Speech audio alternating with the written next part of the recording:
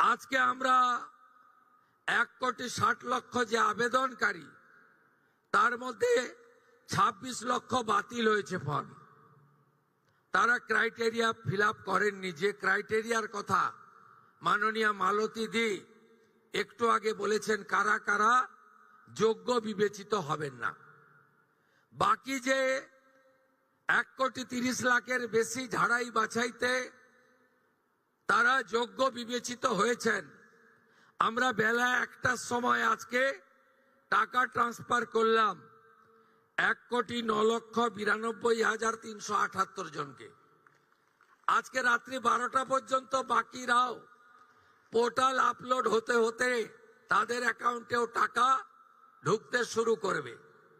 কারা যেন বলছিলেন না যে আগের সরকারের যে বরাদ্দ ছিল, এই সরকার বরাদ্দ মাত্র 1,000 কোটি টাকা বাড়িয়ে অর্ধেক বেনিফিশিয়ারি করে দিয়েছে। আমরা একটা বেনিফিশিয়ারিকেও বাদ দেব না। যারা আমরা বেনিফিশিয়ারি বলি না, আমরা বলি এটা আপনার অধিকার। আজকেই আমরা 1 কোটি ইতিমধ্যে 1,10,00,000-এর অ্যাকাউন্টে ঢুকিয়েছি, যার মধ্যে আমাদের তফসিলি জাতি, শিডিউল কাস্ট, মা বোন দিদি রয়েছেন 26,63,555 জন।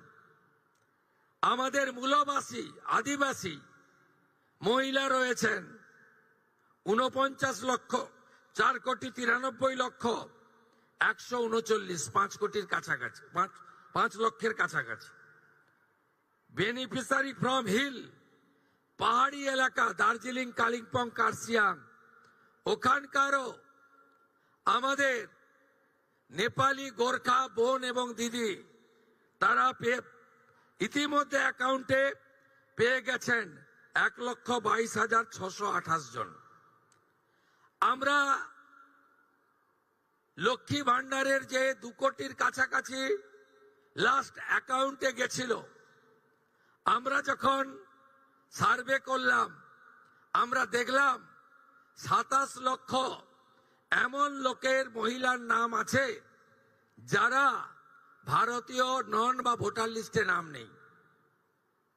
এক্ষেত্রে কিভাবে মৃত ব্যক্তির নাম আছে, এখানে থাকে না এমন লোকের নাম আছে, 3 জায়গায় ভোটার লিস্টে নাম ছিল, 3 জায়গায় টাকা অ্যাকাউন্টে ঢুকছিল, এমন লোকের নাম আছে। আমরা এই লোকেদের নাম কেটেছি, কারণ সরকারের টাকা ভারতীয় ছাড়া অন্য কেউ পেতে পারে না, কোনো অভারতীয় পেতে পারে না। আমরা এক্ষেত্রে ছাড় দিয়েছি। যারা বাংলাদেশ থেকে শরণার্থী হিসাবে এসেছেন, সিএএ-তে আবেদন করেছেন, তাদের ক্ষেত্রে আমরা যতক্ষণ না সিএএ নিষ্পত্তি হচ্ছে তাদের এই সামাজিক ভাতা চালু থাকবে, আটকানো হবে না। শুধু তাই নয়, প্রশ্ন তুলতে পারেন এরা তো মূলত হিন্দু। আমরা সেক্ষেত্রে আমাদের লোক ধর্ম পালন করেছি। যারা ট্রাইব্যুনালে অ্যাডজুডিকেট হয়ে ট্রাইব্যুনালে আবেদন করেছিলেন, তাদেরকেও আমরা যতক্ষণ না ট্রাইব্যুনালে তাদের বাতিল বলে ঘোষণা করছে, তাদের এই ভাতা চালু রাখার সিদ্ধান্ত গ্রহণ করেছি। এতে কি কোথাও ভুল হয়েছে? আপনি ভারতীয়, দেশ আপনার প্রথম। আপনি সরকারি এক্সচেকারের টাকা, ট্যাক্সের টাকা কোনো ভারতীয়কে দিতে পারেন না।